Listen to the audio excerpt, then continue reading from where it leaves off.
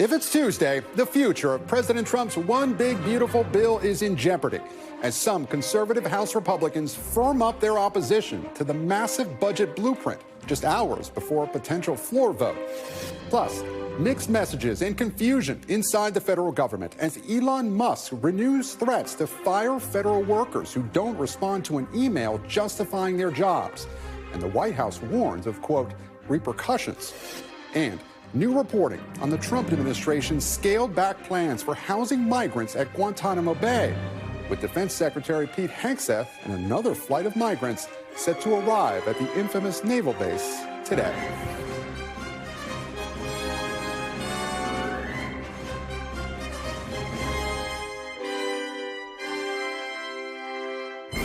Welcome to Meet the Press Now. I'm Gabe Gutierrez in Washington, where uncertainty is the word of the day.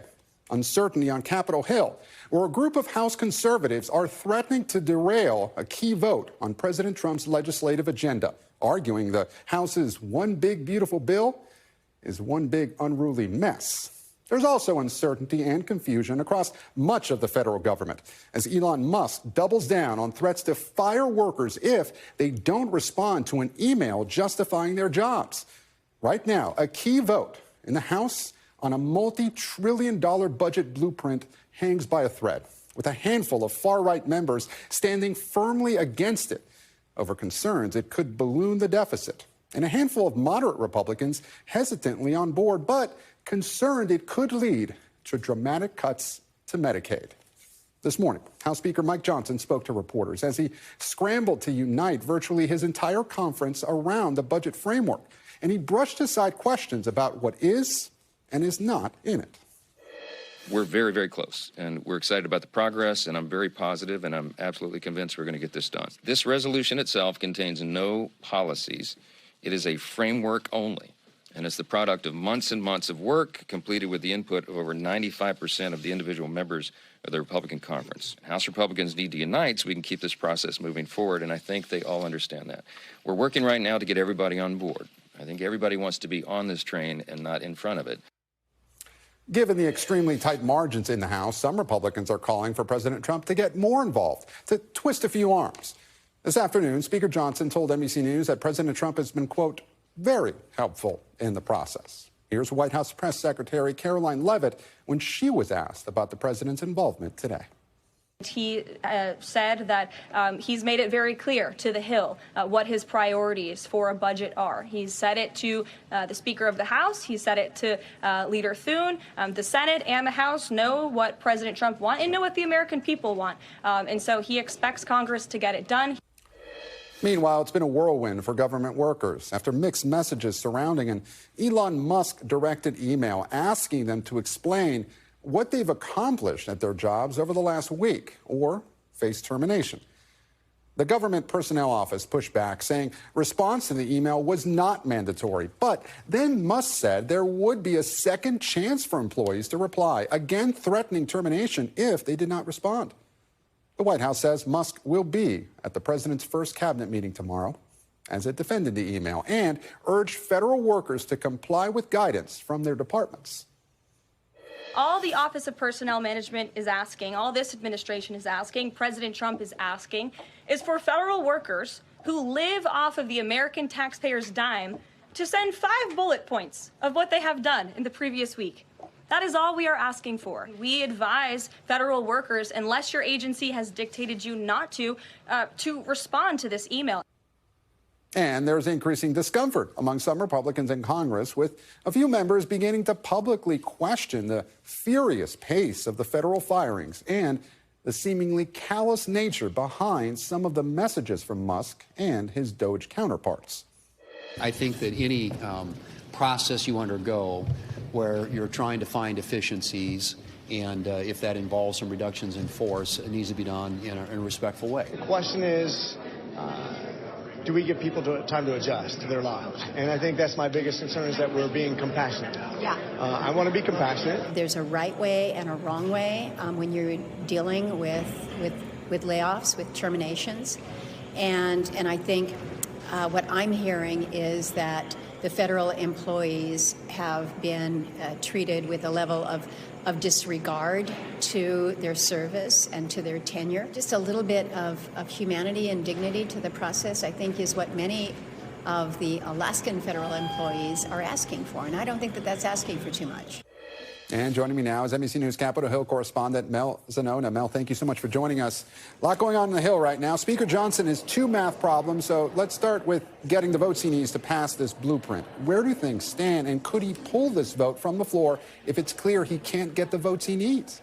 Yeah, the speaker could always pull the vote if he feels like the votes aren't there. They are proceeding with the 6 p.m. vote as of right now. But no doubt, this budget blueprint is on thin ice right now. By our count, there are at least 4 hardline conservatives who are currently in the no column because they feel like this budget blueprint doesn't go far enough to cut spending. And that could be enough. Those 4 members could be enough to sink this bill, depending on Democratic absences. And meanwhile, there are a number of moderate Republicans who are also concerned about the potential to Medicaid cuts. So they're still undecided. The speakership has a lot to do to win over some holdouts between now and 6 p.m. But not only is Mike Johnson trying to work to win over some of these holdouts, we're told that President Donald Trump has got involved himself. He's been on the phones, too, making his preference known, trying to flip some of these holdouts. So we'll see whether it's enough to push it over the finish line. But as of right now, leadership pushing ahead with this vote at 6 p.m. Yeah, we'll see, Mel. But how dug in are these no's right now? Some of them are more dug in than others. I would say someone like Thomas Massey, for example, he's a firm no. I don't even think leadership is trying to whip his vote. Victoria Spartz, I know you're speaking to her in a few moments here. She has also said she's a firm no. But there are some, like Tim Burchett, who are seen as more gettable by the leadership. He said he's leaning no. He's been on the phone with Trump. He thinks he could get to yes. He's just not there yet. So again, just an example of how much work the leadership is going to have to do to win over these members one by one, because every single vote counts here. And Mel, Speaker Johnson also needs to figure out how to pay for President Trump's priorities while also extending the tax cuts passed in his first term. So what are the cuts? Is Johnson being purposefully ambiguous here? Well, the thing about this budget blueprint is that it's actually just a framework. It doesn't spell out exactly where the cuts are coming from. It just outlines the level of cuts. But we do have some clues about where those cuts are going to come from. $880 billion, for example, of cuts are going to need to come from the Energy and Commerce Committee.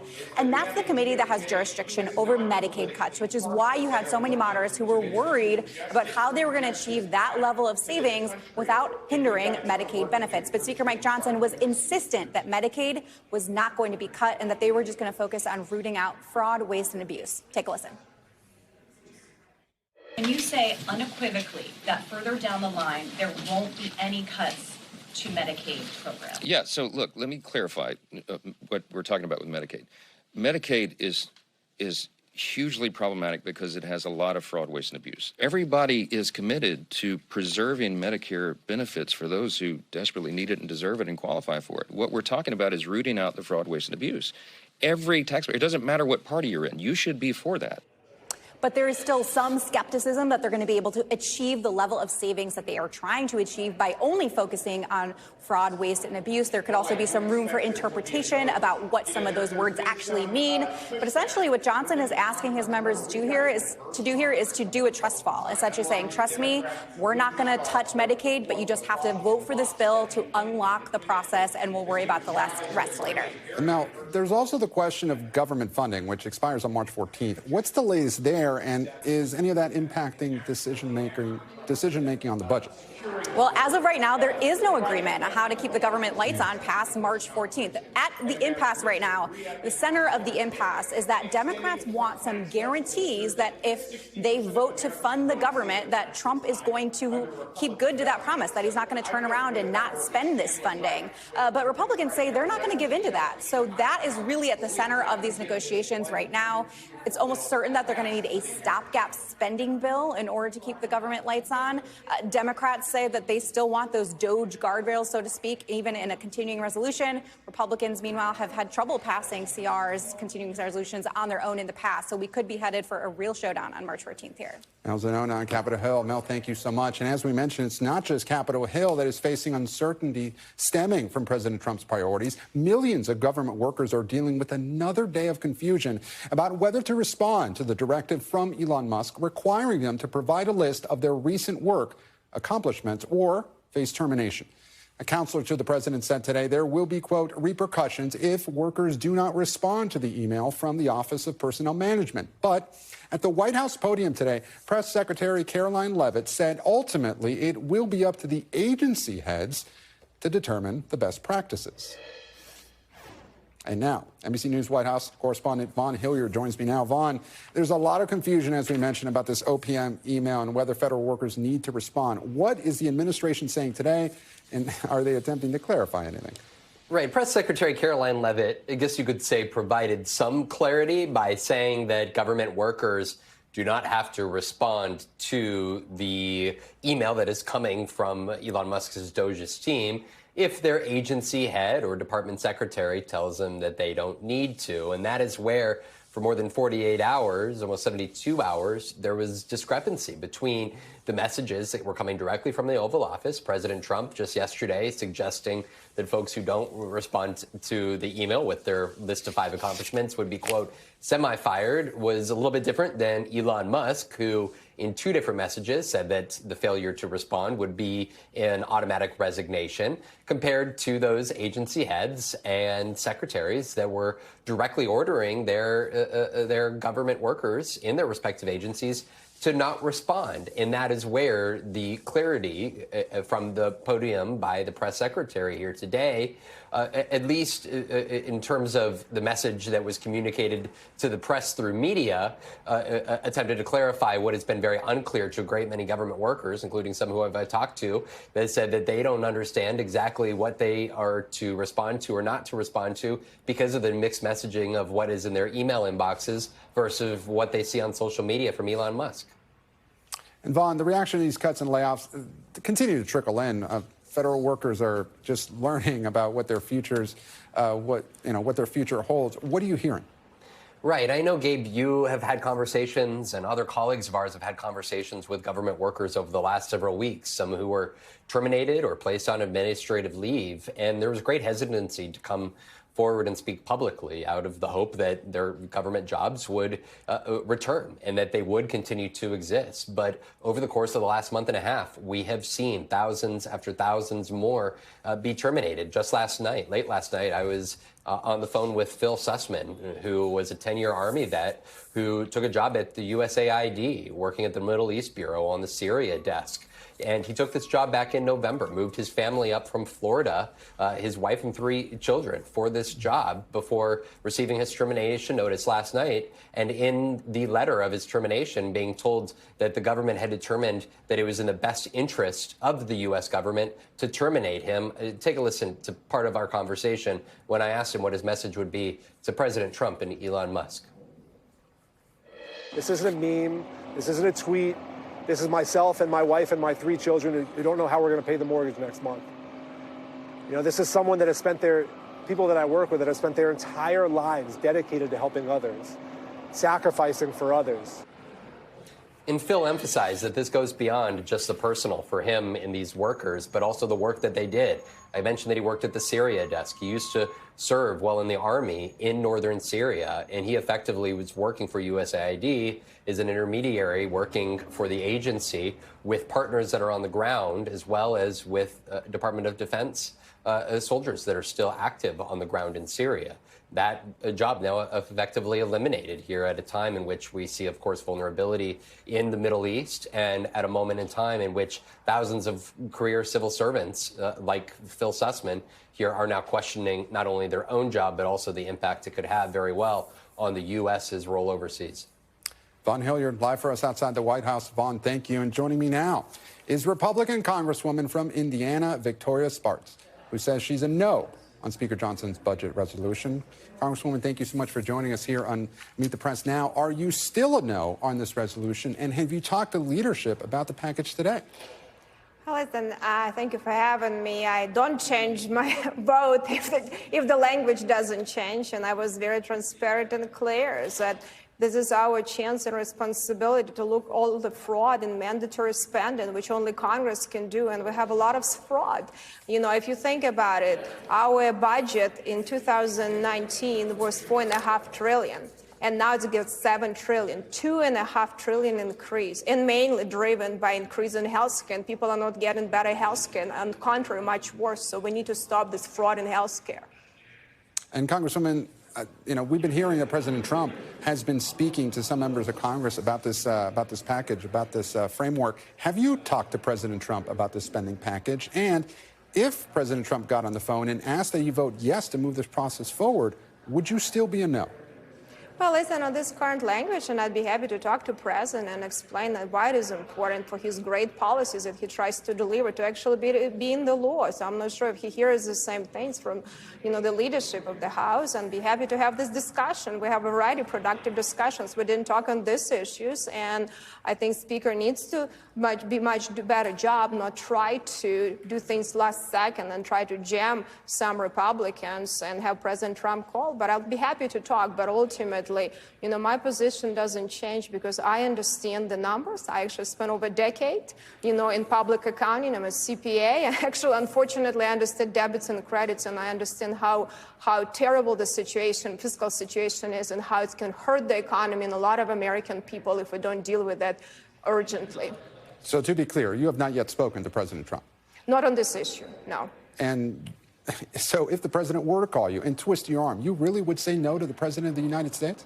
Well, I don't think president actually works like that. He's a deal maker. He has discussions and he listens to things. So he doesn't twist people's arms. At least I've never had him twisting my arm. We had the productive conversations, and he agrees when you have valid objections. And I truly believe my objections are very valid. I want to make sure that policy that he got elected on actually becoming the law, and we deliver for the American people. So I'd be happy to talk, and I think he'll agree with me. Now, Congresswoman, you talked about potential fraud here in the federal government. A lot of Republicans have talked about that, although there hasn't been that much evidence of widespread fraud per se. You can have the debate about waste, but where do you want to see more spending cuts specifically? Do you think cutting large amounts is possible without looking at some big entitlements like Social Security, Medicare, and Medicaid?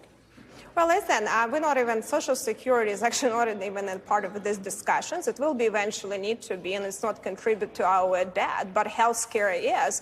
And unfortunately, there is, if you defrauding the federal government through mandatory spend it and doing $100 billion of fraud, they call it dishonest billing or overbilling. It's legalized fraud because there is no laws to stop you from doing that. And that's why a lot of large oligopoly has been creating money laundering operation and really destroying the American economy and people's fiscal health and actually people's physical health. And it's been subsidized, and it's been really protectionism was created through Affordable Care Act, so-called Obamacare, and now it's on steroids. So, if you go on to, I'll give you an example. If you buy physician practice as a large hospital, and you're going to start billing exactly for the same services, facility fees, like it's performed on the main campus location, and overbill Medicare, which costs Medicare $160 billion. Is it dishonest? If you do it intentionally, it's actually fraudulent.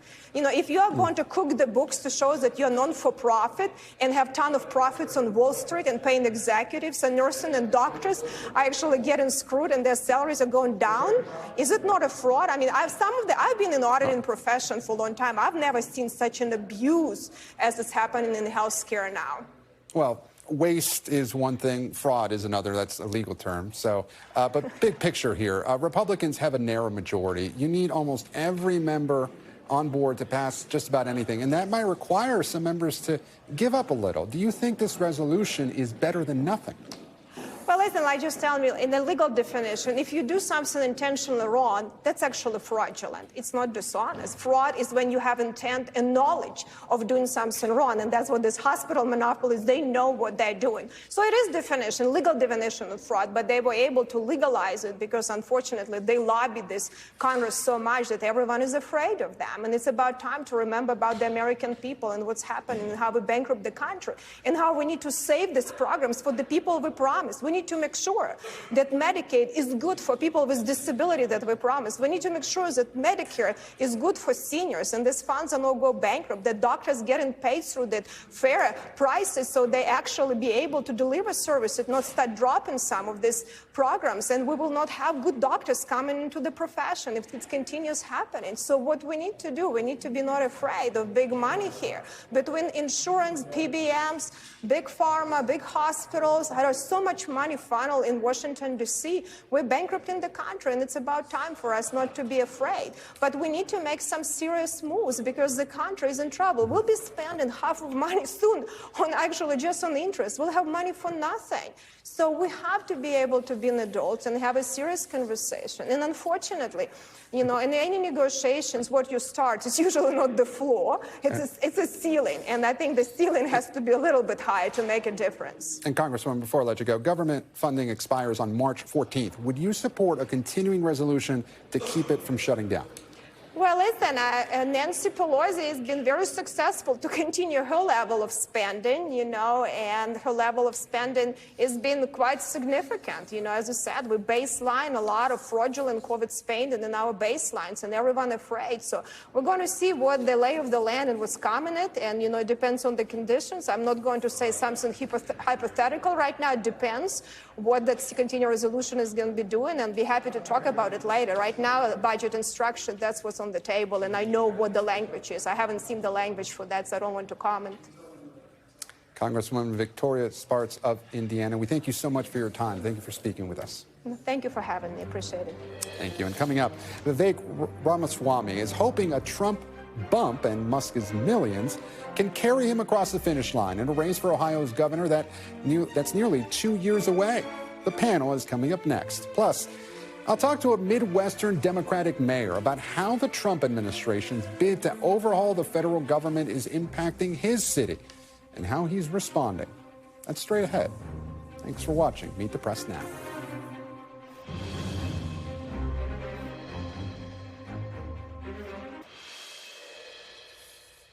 And welcome back. Is Doge coming to a state near you? The efforts to slash government have been embraced by the president's allies in Congress, and now one of the original brains behind Doge, Vivek Ramaswamy, has declared his candidacy for governor of Ohio, pitching a familiar agenda of slashing spending and regulation. In an interview with my NBC News colleague Henry Gomez, the former presidential candidate balked a bit at the Doge comparison, but he said, quote, "I believe that leading from the front here in Ohio and setting an example for the rest of the country, and frankly, even bringing some of the principles of efficiency and spending and deregulation to our state would be the way that as a leader, I would be able to have the biggest impact." Ramaswamy's careful approach to tying himself to Doge comes amid pushback to Doge's cuts at town halls around the country. And in a CNN poll last week, majorities called the president's decision to give Elon Musk a prominent role in his administration and his attempt to shut down USAID and the Consumer Financial Protection Bureau, quote, bad ideas. Joining me now is the panel. Alan Smith, politics reporter at NBC News. Faiz Shakir, senior advisor to Senator Bernie Sanders, and Danielle Pletka, senior fellow at the American Enterprise Institute and an NBC News contributor. Thank you all so much for joining me here on Meet the Press Now. Alan, I want to start with you. Vivek is one of the founders of Doge. He seemed to be distancing himself from it for a while, but now he's trying to walk that fine line. How do you think this is going to play out in Ohio? Well, even if he doesn't call his program Doge directly, there will be elements that he will be seeking to implement in Ohio that mirror a lot of the stuff that Elon and Doge are doing at the federal level. It's going to be a real test of Doge's popularity, right? Because we're going to see this throughout the campaign there.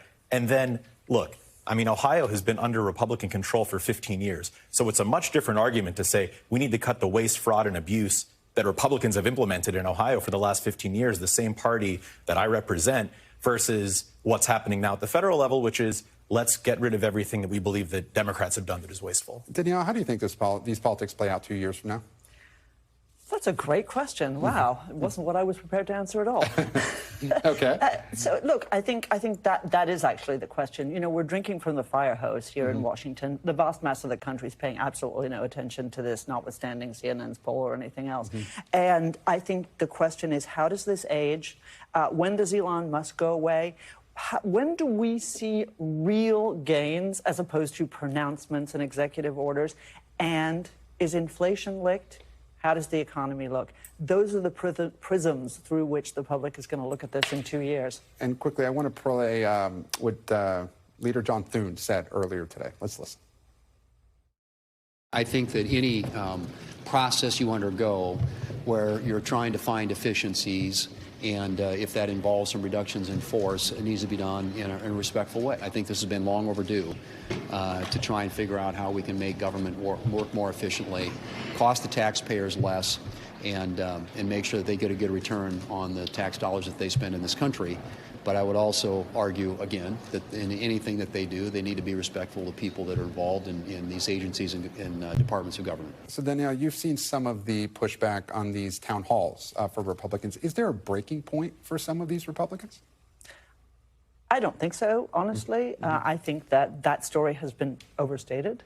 I think the idea that people in Des Moines are desperately upset about Joe Blow at AID is overstated. The problem really is, are they going to, there's a lot of pain. They know there's a lot of pain. They understand it might take a lot of pain, but they want to see results. And I think that what John Thune said is important as well. You can cut spending and cut employees and reduce in force, as he very elegantly said. But you don't have to be abusive toward the people you're getting rid of. They have lives, they have kids, they have families. I don't care who they voted for. They should be treated decently. But Elon Musk has not followed that advice. That has not been his life story either. Faz, what should Democrats do here? Should they see an opening with how the government's handling this? I was just responding to Danielle. We were just out in Iowa City with Senator Sanders. We'd had 2,000 people show up. That's higher than any event that we held during the course of the presidential campaign in 2019, 2020. It tells you how many people showed. We were in Omaha the day before. 4,000 people showed up.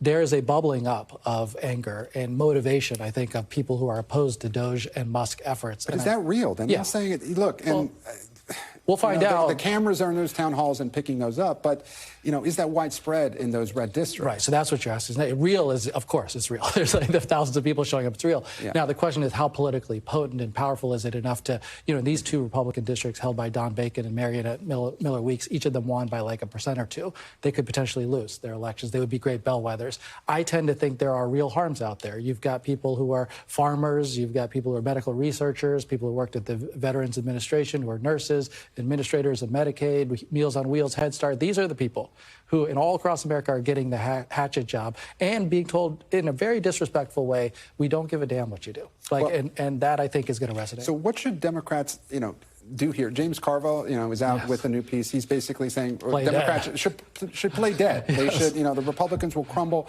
under their own weight. Do you buy that? With all due respect to James, I think the public perception of Democrats is that we are dead. And so we got to change that and say, let's play alive instead. How about that? And I think part of it is to not only give people a strategy of how you can peel off some of these Republican votes, but also give sense of a different kind of a governance, a different type of governance that says we could reform governance, we could change how the CFPB works or the Pentagon works, but not bring a blowtorch and a chainsaw to it to cut it entirely and make it inefficient and useless. That I think is a step too far for everybody.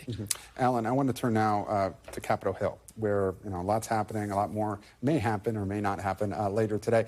Once again, hard-right Republicans are standing potentially in the way of leadership, blocking their ability to get things done quickly. Is there anything really different this time around? What's striking you about this? I mean, what's striking me about it is that we're having a conversation as if this is a normal budgetary process, when right now President Trump and Elon Musk are essentially picking what congressionally appropriated funding they believe is okay to send out and what isn't.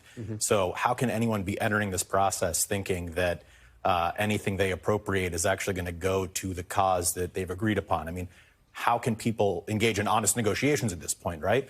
And I wanted to point to something that you said earlier, which was, Senator Thune's comments.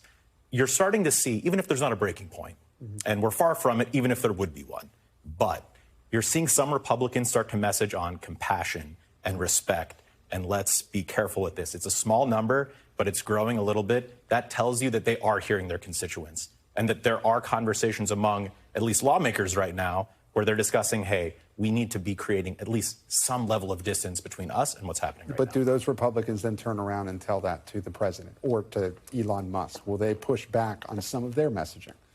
It's hard to imagine, remains to be seen, but they're saying it publicly, so that has to count for something. Okay. Danny, Republicans want to do three things here. They want to cut taxes, they want to cut the deficit, and they want to preserve entitlement spending. How in the world do they do that? They don't.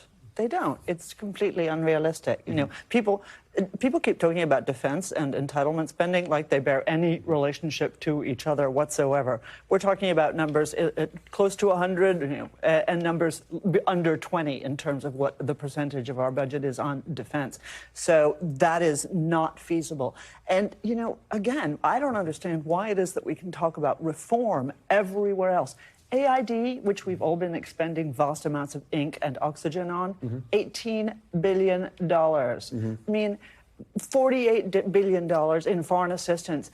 Entitlements, we're talking about trillions. And so to that point, you know, some moderates are trying to say, oh, if we keep finding more waste, fraud, and abuse, that will plug the holes in the budget. Is that realistic? No, that's insane. And that is economically and politically insane. And the unwillingness of our body politic, and this goes for Republicans and Democrats, to talk honestly with the American people about this means that all of you who are younger than me are going to have absolutely nothing in your Social Security wallet by the time you get to retire, if you get to retire at all. On Danielle's point real quick, I mean, I worry about the mythology being created about how much money we're being saved from Doge. I mean, the Wall Street Journal just poured into it and said, okay, he's saying $65 billion. Actually, it's 1/10 that amount. But why would you want to inflate that? Why would you want to suggest that Doge is saving tons and tons of dollars? Because you want to then take it and put it into tax cuts. And I worry that that's all built on a lie, really a foundation of false numbers. Okay, we're running low on time here, but Danny, I really want to get you on one last point, and this is Ukraine. Yesterday at the UN Security Council, the U.S. sided with Russia and China on this resolution on Ukraine. How significant of a moment is this in your view? I'm struggling with this right now, and I'm trying to better understand. There are two sides to the story. Donald Trump has completely betrayed Ukraine. He's betrayed Volodymyr Zelensky, the guy with the perfect phone call. He's let him down completely, and we are going to help Russia. The other side is he is giving Russia things that are meaningless to Russia. They are rhetoric, right? A meeting, maybe the G8, a vote in the Security Council, in the General Assembly. Those things have no actual meaning, and in so doing is softening him up to do a better deal.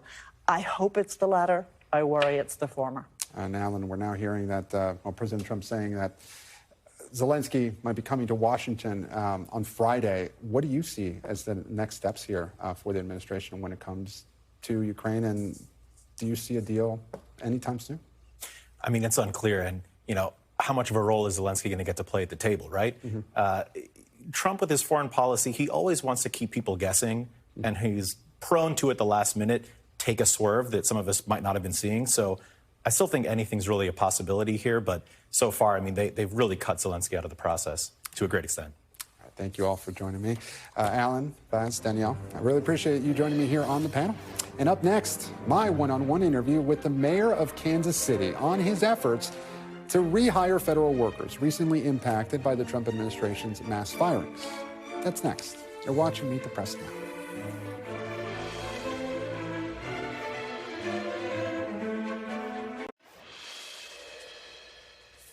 And welcome back. The widespread layoffs of federal workers are being felt beyond the Beltway. In Kansas City, Missouri, about 100 IRS employees have already been terminated, according to union leaders.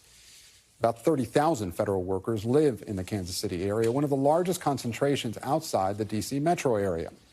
At a town hall last night, Republican Congressman Mark Alford, whose district includes suburbs of Kansas City, became the latest Republican lawmaker to face constituents angry over recent Doge cuts.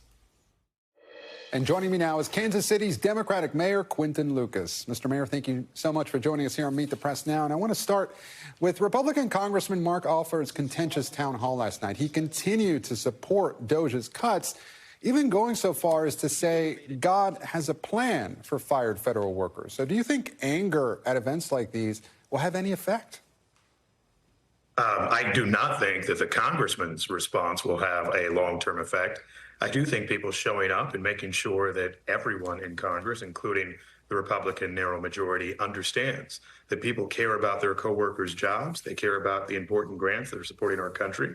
They care about, sure, certainly reform, but doing reform with a scalpel rather than the sledgehammer approach that they're looking to use on government now. I think what you saw yesterday from people in my state and near my city was the fact that while they certainly understand that there are a lot of things changing, they want to make sure that their voices are heard. So I commend them all, and I think the congressman heard from it, and I think a lot of other people in Congress will be hearing from people soon. And speaking of people having their voices heard, here's what the congressman said about the protesters at the town hall. The unfortunate thing is that this was organized protests, I think, from some outside agitator groups. We are not losing support. We are gaining support. My district is firmly behind what President Trump is doing and what Doge is doing to right this ship. What's your response to that, Mr. Mayor? So the congressman and I share some constituents, not a lot, but I think everyone is saying, wait a minute, do you need to do all of these steps? In my city of Kansas City, there was an urban farming group that saw their funding cut. And a lot of people, Republicans as well, said, is there a way that you, the city, can find money for them? Are there other ways to support them? I think when people articulate the real nature of what's happening right now, they have real concern. I agree with the congressman. I think in the abstract, people say, yeah, government spends a lot. Let's find ways to cut it. But I think when you're actually looking at how they are cutting now, cutting people on the National Park Service, cutting those in healthcare areas, having this type of focus on education and beyond is something that is truly challenging. And I think the American people are shifting to the viewpoint of saying, let's be reasonable, let's be pragmatic, and let's not be radical like Elon Musk is pushing right now. What do you say to the charge that the congressman was mentioning about this allegation that some of the protesters were outside agitators? I mean, I don't know where that comes from. I mean, I guess I can say a lot of things that have no basis, really. In fact, I think the story is that people showed up and they cared and they wanted to be heard in the same way that people have shown up for years and years in this American tradition. And so they got there on an early Monday morning and they wanted to make sure their voices were heard. I don't see any particular organization or people who are trying to agitate other than to say, yeah, I care about my neighbor keeping their job. I care about us making sure that we have food inspectors at a time that we're dealing with bird flu that's affecting egg prices. Those are the sorts of things that people are caring about. And I don't think that there is some large Occupy Wall Street 2020 protest organization. Instead, what you're actually hearing is more organically from the American people and people in places like Missouri that would 18 points for President Trump, but still have concerns with what's happening now. And the federal government, including the IRS, is one of Kansas City's biggest employers, more than 30,000 federal workers in the area. What impact have these layoffs had on your city so far? So I think the first thing that you see is the fear that they're creating for American workers. A lot of people who go to work to do good, honest jobs. I've heard about cuts at the FAA here, the Department of Transportation, certainly at the IRS, with up to 1,000 employees getting cut. These are people who are actually just trying to support their families. And that's why you hear people making noise and concerned for all of them.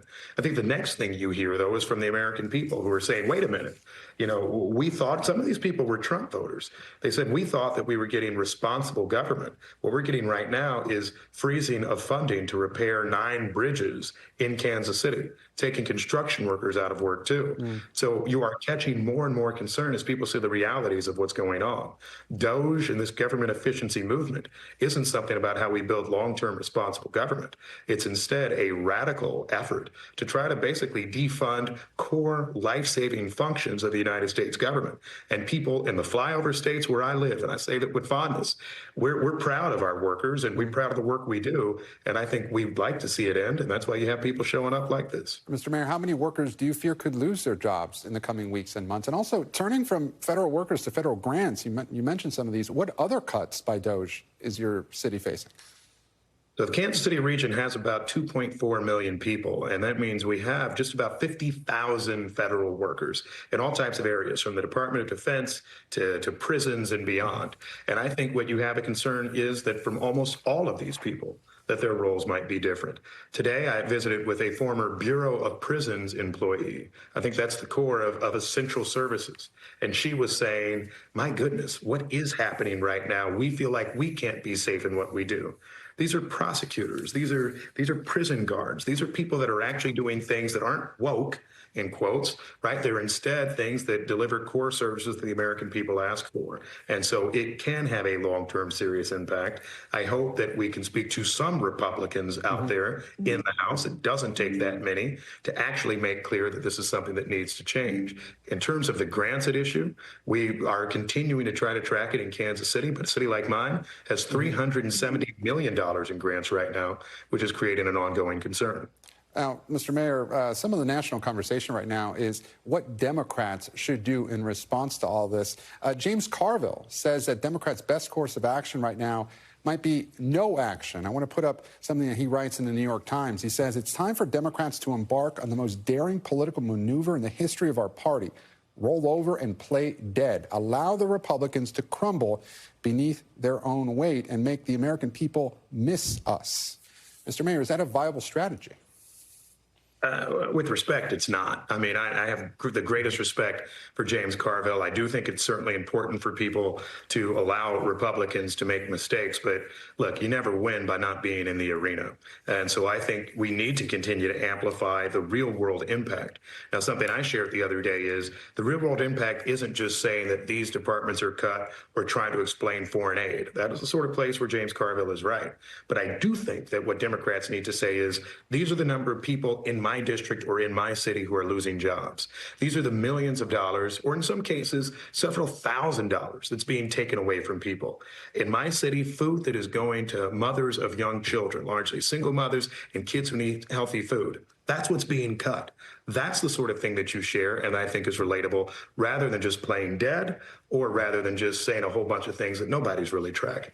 Mayor Quinton Lewis of Kansas City. Mayor, thank you so much for your time. Thanks. And after the break, breaking news from the White House, where President Trump has been taking questions from reporters. We have the headlines. You're watching Meet the Press now. Stay with us.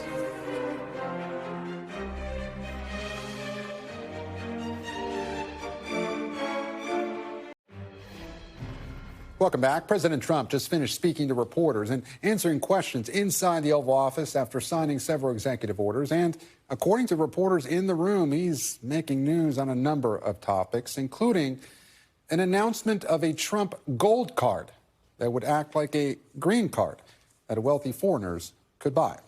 And now I'm going to bring back NBC's Vaughn Hilliard, our White House correspondent, for the latest on this. And Vaughn, I should point out, we're waiting for this video to feed back live. This is a situation where reporters are in the room. They can't feed back the video live, and it's tape playback, as we call it. But we have gotten some notes from the reporters in the room. What do you know?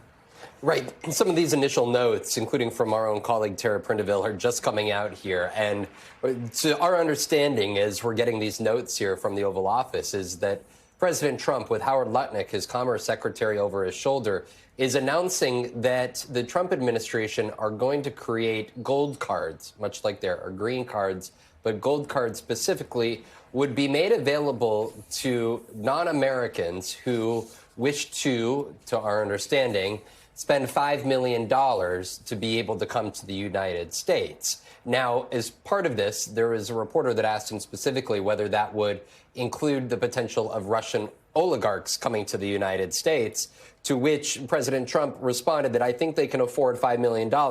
They'd be able to work and provide jobs, pay taxes. It's an incredible thing. Nobody ever thought about it. So there's a lot to this here. And, of course, the welcoming of potential foreigners to the United States. Howard Lutnick was clear, saying that individuals will go through a vetting process, that it's not merely just $5 million and you're able to come to the United States.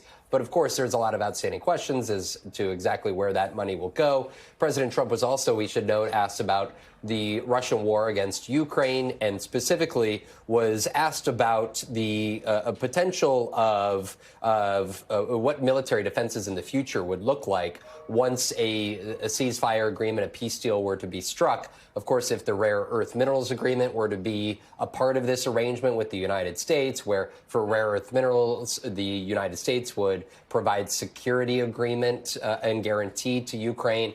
I think it's notable that the president, again, just from the Oval Office a few moments ago, said that he thinks that Europe will largely be responsible for the security defenses in the future for future Russian aggression against Ukraine here. So, again, all of this is happening in real time. But the president was also asked about the federal workforce and particularly a new executive order that, to our understanding, allows for reviews of attorneys and employees who worked with special counsel Jack Smith, of course, that led to ultimately the two indictments against him for the January 6 attack and federal election interference indictment, but also the classified documents indictment. And the president was not specific, but when a reporter asked a follow-up question about the extent to which that would be targeting of officials, he said, quote, "Don't talk to me about targeting." So a lot that was taking place in the Oval Office there. So, Vaughn, a lot to unpack there. Really quickly, though, before I let you go, I want to go back to this so-called Trump gold card. I believe he was asked also whether Congress would need to be involved here. What did he say?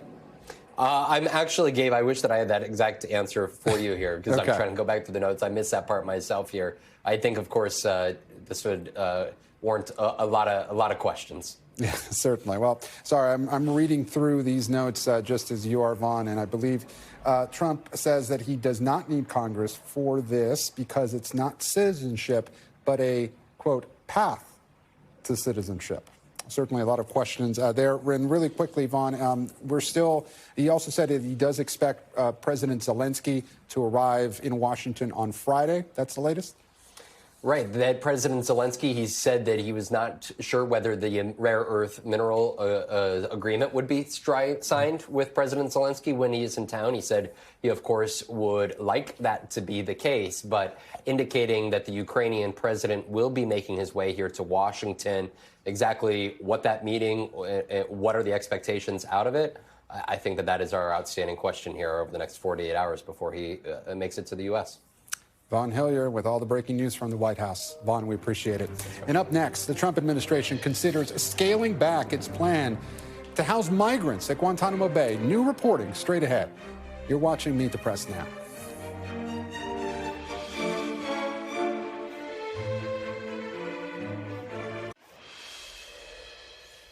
Welcome back. Today, Defense Secretary Pete Hegseth makes his first trip to Guantanamo Bay, the U.S. naval base in Cuba, as the future of the migrant detention center there is now unclear.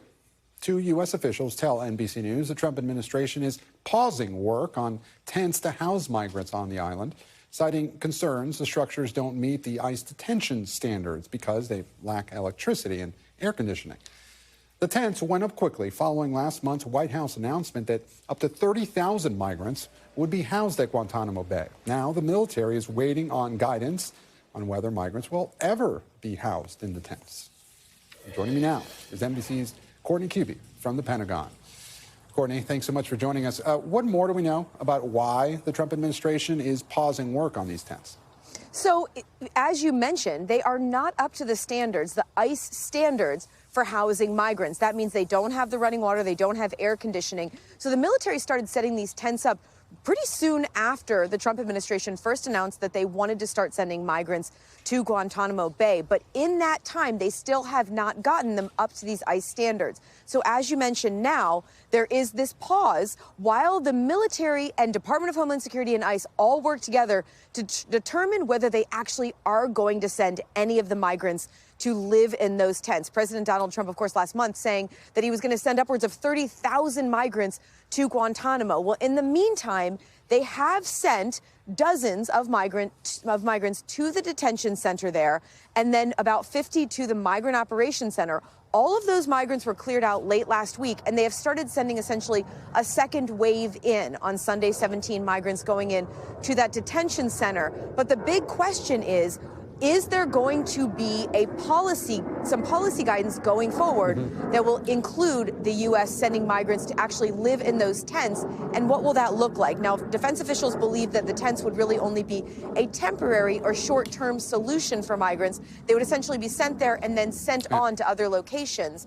But at this point, Gabe, it's really unclear whether that's actually ever going to happen. And so, Courtney, you mentioned that 17 migrants were sent there on Sunday. As I understand it, there were just those 17 there earlier this morning. I know we were expecting another flight today. However, a U.S. official told me that there were more than 1,000 U.S. service members on Guantanamo Bay for this mission. Doesn't that strike you as a little much?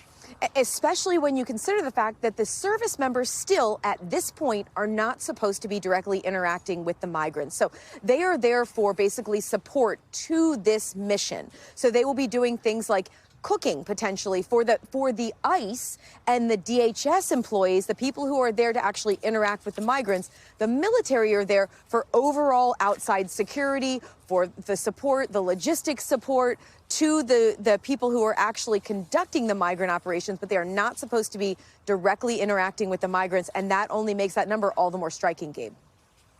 Courtney Kube, live for us outside the Pentagon. Courtney, we appreciate it. Thanks. And thank you for watching. I'm Gabe Gutierrez. We are back tomorrow with more Meet the Press Now, but the news continues with Hallie Jackson right now. Thanks for watching. Stay updated about breaking news and top stories on the NBC News app or follow us on social media.